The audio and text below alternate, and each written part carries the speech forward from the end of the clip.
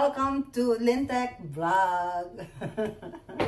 So, ayan guys, may bago na tayong selfie stick. So, hindi na tayo mahihirapan. So, ayan. So, galing po tayo sa supermarket tsaka market. Ayan, nag-market ako. Tapos duman ako sa supermarket. Wait lang. Medyo basa dito. So, ayan guys. Hindi pa rin ako masyadong okay. Pero Monday kasi papasok na ako. Halos 1 week na ako sa bahay. So, bumili ako ng panggata natin. Dahil meron tayong mag-harvest na po tayo ng taro plant natin sa next week. So, bumili na tayo ng pangginataan. Yan.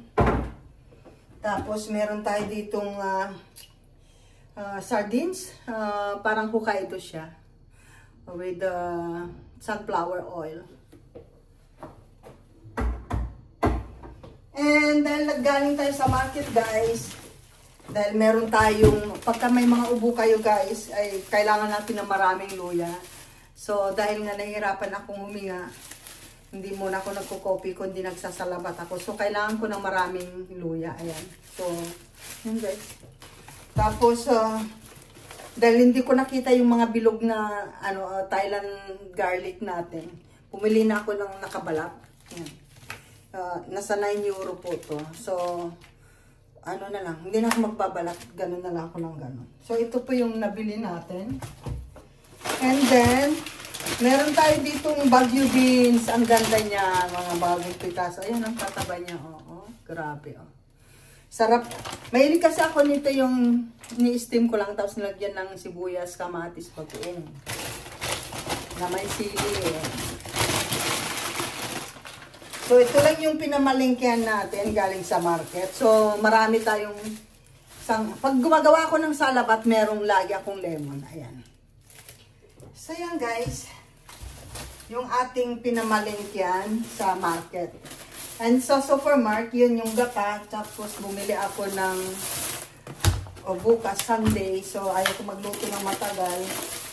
So, dinner ko lang ay yung beef sticks. And mag-fried lang ako ng onion and mushroom. Ito yung dinner ko bukas. And try natin magluto ng igado guys. So meron ako nakitang atay sa supermarket ng liver at saka without skin na belly part. Ayan. So, ito po yung binili ko sa supermarket. Hindi na ako bumili ng marami guys kasi pag mag-work ako is hindi ko naman siya wala akong oras para magluto. So, papakita ko lang sa inyo. Siyempre, ito pa, may sili pa tayo. Hindi ako masyadong bumili na marami sa nasa lang to, 65 euro. Wala pang 100 euro yung napamalingkihan natin. So, papakita ko lang guys na meron tayo ditong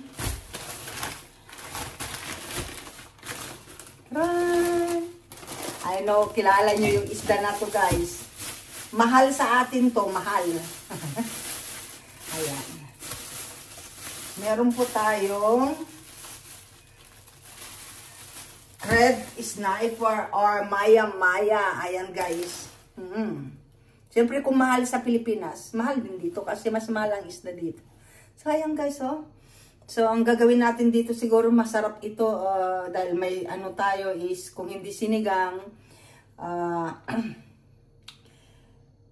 isdang pisa ba yun? Isdang pisa. Instead na lapu-lapo, itong gawin natin. So ayan guys.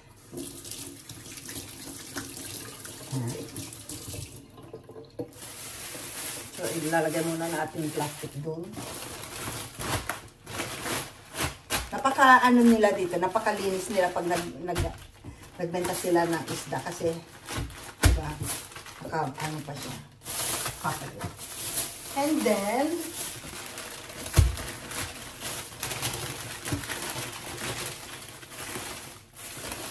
so yun, maya-maya, meron din tayong sea bars to eh, sea bars. Ay, hindi. Dorado to, dorado. Dorado kung tawagin. Or silver, C-beam. C-beam. C-beam yata tawag nila dito. Yan. Yung dorado. Ayan. Hindi ako bumili ng marami guys kasi kapag may nararamdaman ako, tapos may wala akong ganang wala akong ganang magkakain. So, saan kaya dito yung very soft. Apat lang na klase yung binili natin isda. So, ayan guys, I know, namimiss nyo na ito. So, kung anong recipe ito guys, ay pa-comment na lang kung anilin ang magandang recipe nito. Meron po akong giant, na sariwang pusit. Ay, gay.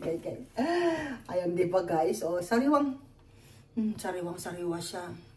Sa amin kasi pagka may nahuli kaming ganito kalalaki, kilawin. Yan, tinitira namin sa kilawin yan. Pero ito, siguro, ang laki niya, no? Grabe. So, yan. Hindi na ako bumili ng marami kasi parang wala ako sa mood. Parang wala ako sa mood magluto. Mag-KFC ako. Habang may sakit ako, guys, ang tinira ko ay nag-order ako ng KFC, Burger King, yan lang. Burger King, KFC, pizza, yan yung in-order ko. So, hindi ko pinabayaan yung sarili ko na kahit may sakit ako. Nung una lang, lumugpa. Pangit ako pagkapayat. Walang mapisil-pisil, so okay lang to. And yung paborito ko guys na lagi kong pinapaksiw. Yan, alam ko, relate kayo dito sa isda na to. Pinsan ng bisugo siya. Masarap kasi ito sa paksiw eh. Gustong gusto ko siya sa pinaksiw ito. Yan. So, yan yung mga isda natin. Grabe, no? Halos mag 100 euro ito lang. Sa bagay sa Pilipinas, ganun din eh, no? Yung 20,000 ko nga na yung namalingki kami nila Ate Weng, 20,000 yun eh. 30,000 yata yung dala kong cash. Nagkulang pa kami nag-withdraw pa kami. Kasi yung 1 kilo lang na hipon sa atin, siguro ganito naman kasi yung itsura na, ganito kalalaki yung hipon, ganito. Ganito kalalaki yung hipon. Giant hipon yun. Nasa 1,600 ang kilo nun. Tapos yung crab, nasa 1,400 yung crab. Yung alimango talaga. Grabe kasi yung presyo sa amin. I-try nyo guys pumunta ng San Fernando Market sa amin. Grabe. Daig pa niya ang Manila. Parang nasa USA yung presyo. Parang taga-Europe yung presyoan doon. Mas mura pa nga dito eh. Kasi ang 1 kilong hipon lang dito. Bili ko, sabihin mo na, ang 1 kilo nito.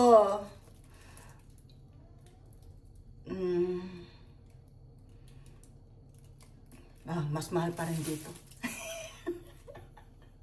Mas mahal pa rin dito.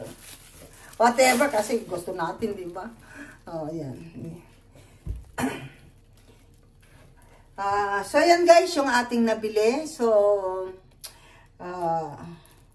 dami niya, Tingnan niyo guys, Grabe, diba? Ganda, no? So, ito yung, red snapper, sea beams, ingfish, at saka red mullen itong nakalagay dito, yung bisugo. Hindi to sa bisugo, balaki kung tawagin namin. Parang kapatid ng bisugo, pinsan. Ayan. So, this is worth of 65 euro na lahat, guys. Diba?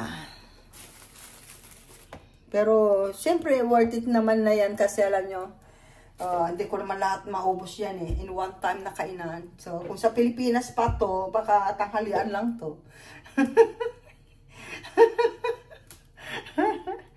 Ewan ko, bakit dito ang tagal maubos yung pagkain dito? Abot-abot ng buwan, taon. Yung ng 20 kilos kong bigas, naabot yun ng 2 taon eh. Nakauwi na ako ng Pilipinas, may bigas pa ako. Kaya yung ginagawa ko guys, bumibili na lang ako ng 5 kilo. So yun yung 5 kilo, nauubos ko yun ng mga 3 buwan bago ako bibili. 5 kilo, no? 3 buwan, 4 na buwan. Kaya naabot pa nga ng 6 months yung bigas ko na 5 kilo. So ito guys, yung ating shout out pala sa ating sa ating mga Team Lintek, sa ating mga followers, yung mga bisita natin gabi-gabi, shout out sa inyo lahat. Sa ating mga super chatter, babanggitin ko na lang ating mga super chatter. Si Tatay, thank you so much guys for always there na nakasupport sa ating mga sa ating mga super chatter. Ayan. Ganda ng ista ko, no? And super chatter si Tatay Jack Ferds. Ayan, thank you so much for sending last time $100. Thank you so much, and now it's $50. Thank you so much. And of course, thank you kay kay Champagne or si Sir Kate, na sending $100 din. Thank you so much. Sa ating mga super chatter every time, Daddy ko, Engineer Manny Sibilyar, and thank you so much. Kay Kuya Atawi King, thank you so much. Ayan, isa rin po si Kuya Atawi sa sponsor sa ating Typhoon Emong kay Apukoy na nabagyo sila, nawalan sila ng bubong. Lahat ng mga sponsor natin, Ate Trixie Villa, Engineer BJA Solo Surveyor, thank you so much sa sponsor mo, Kuya BJA. Alam kong busy ka man, pero nagawa mo pa rin tumulong sa charity natin. Si Berbins Sanchez, thank you so much. Kay Gerly Kawayan, thank you so much sa sponsor nyo sa Typhoon Emong. And sino pa? Baka kasi si mama ko kasi nakatanggap eh. Siyempre advance pala na thank you kay Tatay Jack Perch na magbibigay ng 10,000 para kay Apukoy sa Emong Bagyo. Thank you Tatay Jack Perch. Sino pa? Yung mga nagpadala na hindi ko na po mabanggit, siguro si Apukoy na lang po mag-vlog noon at mag-thank you. Kasi hindi ko po kasi masikaso kung sino-sino sila. Basta kung sino yung nandito na nagpadala sa akin sa sa LS ko. Thank you so much sa inyo. Yung nag-private po na nagbigay kay Apukoy, thank you po so much. Hindi ko na po kayo babanggitin. Maraming salamat sa tumulong sa Typhoon Emong, sa charity ng Team Lintek. I love you all guys. And of course sa ating mga baguhan dyan, shout out. Hindi ko na kayo isa-isahin kasi medyo nagre-recover pa ako ng boses for Monday. Ayan, pero kapag na ako kanina, nakapag Grand LI na, kapag LS na ako kanina, nakapagsalita na ako ng medyo, kahit putol-putol, pero hindi na katulad nyo na talagang whole LS din nyo ako naririnig. I hope na everything yung aking, ang aking mga check-up sa heart, sa lungs, sa lahat ng laman loob ko, check up na nila.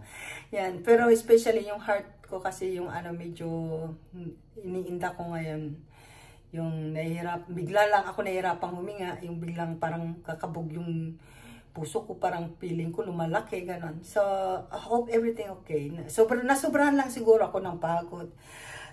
Nasobrahan lang ako ng ng pag-alala sa Philippines, ganon. Alam ko yun nag-alala ako ng husto nun. Siyempre, pamilya ko yun. So, I love you all guys and thank you so much. See you next vlog.